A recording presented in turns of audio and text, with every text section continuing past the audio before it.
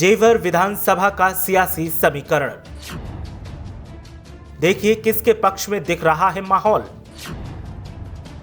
देखिए 2022 में किसके बीच में होगा मुकाबला। गौतम बुद्ध नगर जिले की अहम सीट है जेवर विधानसभा।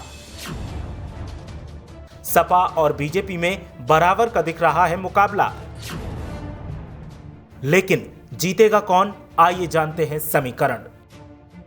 2022 विधानसभा चुनावों से पहले हम हर विधानसभा सीट का सियासी हाल जान रहे हैं। ऐसे में आज हम बात करेंगे गौतम बुद्ध नगर जिले की जेवर विधानसभा सीट की और जानने की कोशिश करेंगे कि यहां कौन आगे दिख रहा है और कौन पीछे दिखाई दे रहा है। लेकिन पहले जानते हैं कि इस सीट पर मतदाताओं की संख्या क्या है और पिछला इतिहास क्या कहता है। दिल्ली एनसीआर में आने वाली अहम सीट है जेवर विधानसभा। अस्तित्व में आने के बाद इस सीट पर 2 बार विधानसभा का चुनाव हुआ है। जेवर विधानसभा क्षेत्र में कुल मतदाताओं की संख्या 3,22,982 है। पहली बार जेवर सीट पर 2012 में विधानसभा चुनाव हुआ था। 2012 में मुख्य मुकाबला बीएसपी और कांग्रेस में हुआ था। 2012 में सपा तीसरे नंबर पर थी और बीजेपी चौथे नंबर पर थी।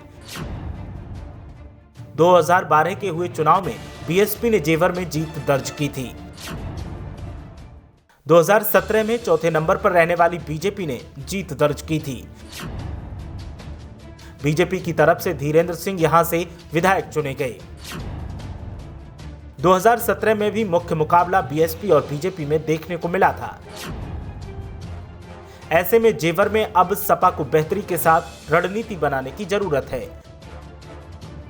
मौजूदा वक्त में सपा और बीजेपी यहां मजबूत स्थिति में हैं और मुकाबला बराबरी का दिखता है, लेकिन मुद्दों ने स्थितियां थोड़ी सपा के पक्ष में की हैं। आइए जानते हैं कि क्या वो पहलू हैं जो सपा के लिए कारगर साबित हो सकते हैं, लेकिन बीजेपी भी यहां पर कमजोर नहीं है। जेवर सीट पर भी किसान आंदोलन का असर दिख रहा है, लेकिन जेवर में हो रहे विकास कार्य से लोग खुश हैं। मुख्य मुकाबले में सपा और बीजेपी ही दिखाई दे रही है, लेकिन सपा को लोगों से वोट हासिल करने के लिए मेहनत करनी होगी। कोई ऐसा चेहरा मैदान में उतारना होगा जो आवाम में लोकप्रिय हो। बीजेपी भी जेवर में जीत के लिए सियासी बिसात बिछा रही है। सपा के पास बेरोजगारी और किसान आंदोलन का मुद्दा अहम है। मुद्दों को भुनाने के लिए सपा को यहां मजबूती जल्द से जल्द लेनी होगी। सपा और बीजेपी मुख्य टक्कर में दिख रहे हैं, लेकिन सवाल इस बात का है कि आखिर जीत किसे मिलेगी।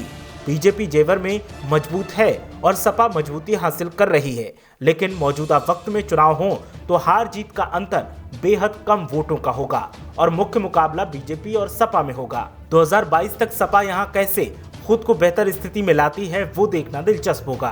ब्यूरो रिपोर्ट, मीडिया हलचल।